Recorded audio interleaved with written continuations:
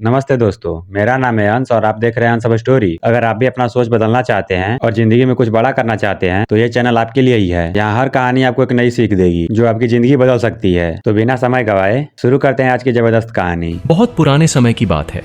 एक शांत और साधारण से गांव में गोविंद नाम का एक युवक अपने वृद्ध माता पिता के साथ रहता था। उनकी हालत इतनी खराब थी कि कई बार चूल्हा तक नहीं जलता था और कई रातें भूखे ही गुजर जाती थीं।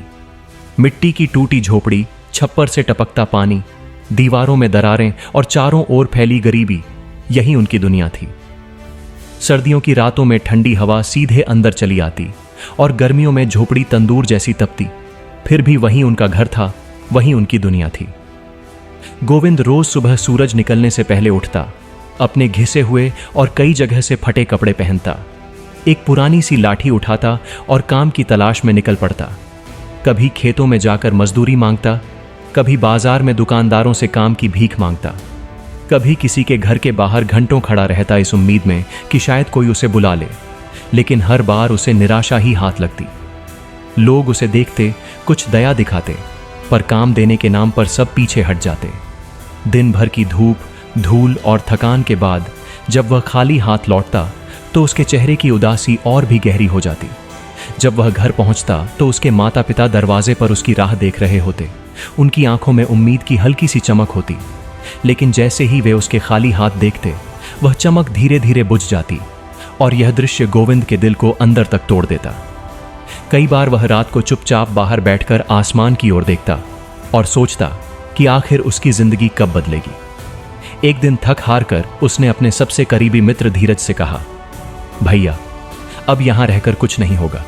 इतने दिन हो गए ठोकरें खाते खाते, अब तो डर लगता है कि कहीं भूखे मरने की नौबत ना आ जाए। इसलिए मैं नगर जा रहा हूं। सुना है वहां हर किसी को कोई ना कोई काम मिल ही जाता है। बस आप मेरे माता पिता का ध्यान रखना। धीरज ने बिना एक पल सोचे उसके कंधे पर हाथ रखा और बोला, तू चिंता मत कर गोविंद, तेरे माता पिता अब मेरे भी हैं। जब तक मैं जिंदा हूं उन्हें किसी बात की कमी नहीं होने दूंगा। यह सुनकर गोविंद की आंखें नम हो गईं, उसका गला भर आया।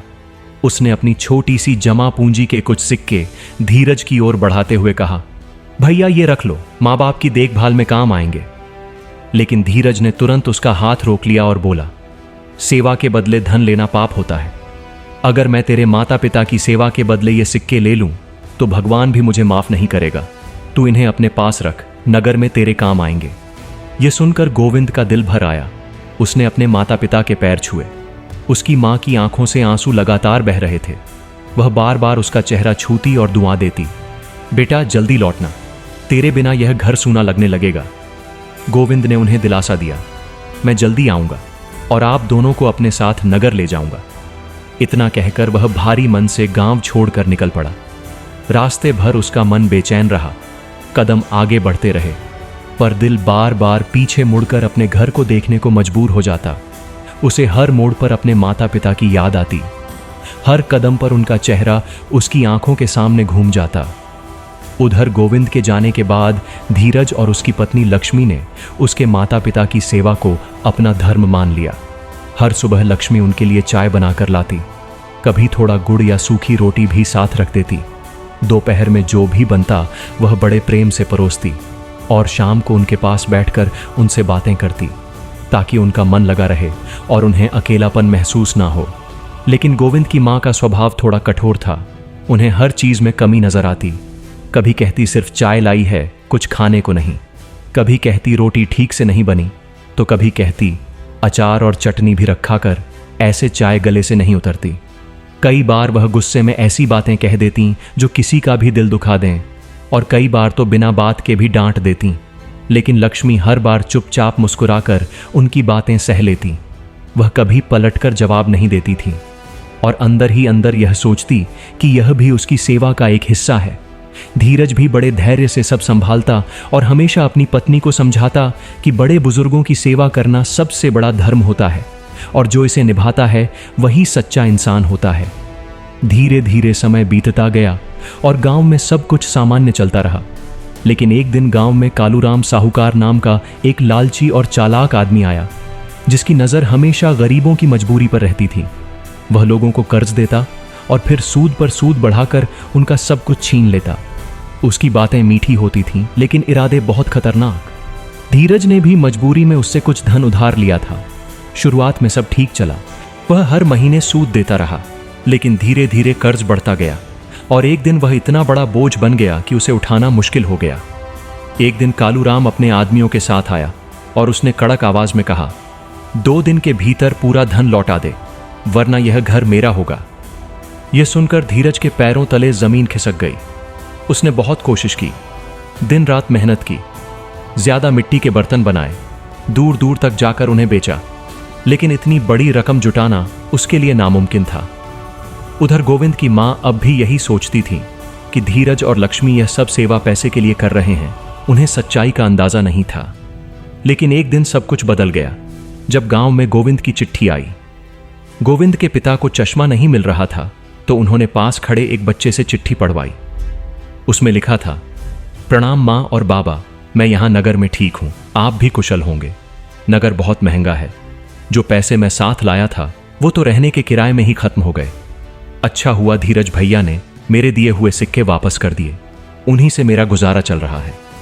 यह सुनते ही गोविंद की मां के चेहरे का रंग बदल गया, जिस पर वह अब तक शक कर रही थी। वह तो सच्चे दिल से उनकी सेवा कर रहा था।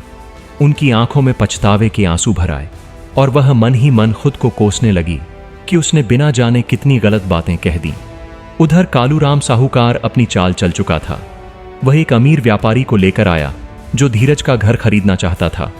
उसने लालच देते हुए कहा कि अगर वह घर बेच दे तो उसका सारा कर्ज माफ हो जाएगा और ऊपर से कुछ पैसे भी मिलेंगे। लेकिन धीरज ने साफ इनकार कर दिया और कहा कि यह उसके पूर्वजों का घर है, वह इसे किसी भी कीमत पर नहीं बेचेगा। अब कालूराम गुस्से में आ गया और उसने 10 दिन के अंदर घर खाली करने की धमकी दे दी। गांव में डर का माहौल फैल गया। धीरज और लक्ष्मी की रातों की नींद उड़ गई। वे दोनों चिंता में डूबे रहते, समझ नहीं पा रहे थे कि क्या करें। कई बार वे देर रात तक बैठकर सोचते रहते कि अब आगे क्या होगा, लेकिन कोई रास्ता नजर नहीं आता। तभी गोविंद की मां के अंदर का साहस जाग उठा। उसने तय कर लिया कि अब वह चुप नहीं बैठेगी। वह कोई साधारण स्त्री नहीं थी। अपने समय में वह बहुत बहादुर और तेजस्वी रही थी।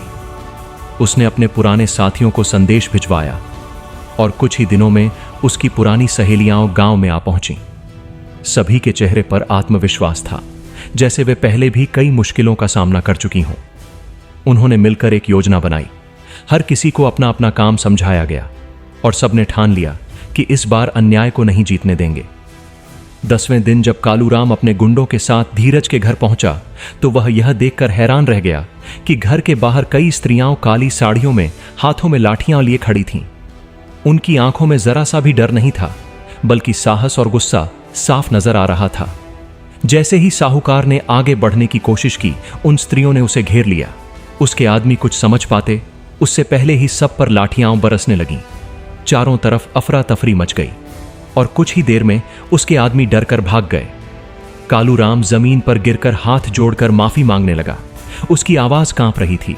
उसने कहा, मुझे छोड़ दो, मैं यह गांव छोड़कर चला जाऊंगा। अब कभी किसी गरीब को नहीं सताऊंगा। काफी देर तक उसे सबक सिखाने के बाद उसे छोड़ दिया गया। वह अपनी जान बचाकर वहां से भाग गया और उस दिन के बाद वह कभी उस गांव में वापस नहीं लौटा। अब सब कुछ बदल चुका था। धीरज का घर सुरक्षित था और गोविंद के माता पिता को भी सच्चाई का एहसास हो चुका था। उन्होंने धीरज और लक्ष्मी से माफी मांगी, उनके सिर पर हाथ रखा और दिल से आशीर्वाद दिया। उनके दिल में अब उनके लिए सम्मान और अपनापन था। कुछ समय बाद गोविंद भी नगर से वापस लौटा। जब उसे यह सब पता चला तो उसकी आंखें भर आईं। उसने धीरज को गले लगा लिया और कहा कि आज के समय में ऐसा सच्चा मित्र मिलना बहुत मुश्किल है। वह खुद को बहुत भाग्यशाली मानता है कि उसे धीरज जैसा मित्र मिला। पूरे गांव ने इस घटना से यह सीख ली कि सच्ची सेवा वही होती है जो बिना किसी स्वार्थ के की जाए। जो बिना लालच के किसी का साथ देता है वही सबसे बड़ा इंसान होता है। और यही इस कहानी की सबसे बड़ी सीख है कि निस्वार्थ भाव से किया गया हर काम एक दिन जरूर फल देता है और सच्चे दिल वाले लोग ही इस दुनिया को जीने लायक बनाते हैं। तो दोस्तों कहानी खत्म जरूर हुई है, लेकिन इस कहानी की सीख आपकी जिंदगी में हमेशा काम आएगी। अगर आपको यह वीडियो पसंद आया हो तो इस वीडियो को लाइक करें, शेयर करें और हंस अप स्टोरी को सब्सक्राइब करना न भूलें, क्योंकि हंस अप स्टोरी की हर नई कहानी आपके लिए एक नई सीख लेकर आती है। तो मिलते हैं अगली कहानी में, तब तक मुस्कुराते रहिए और सीखते रहिए।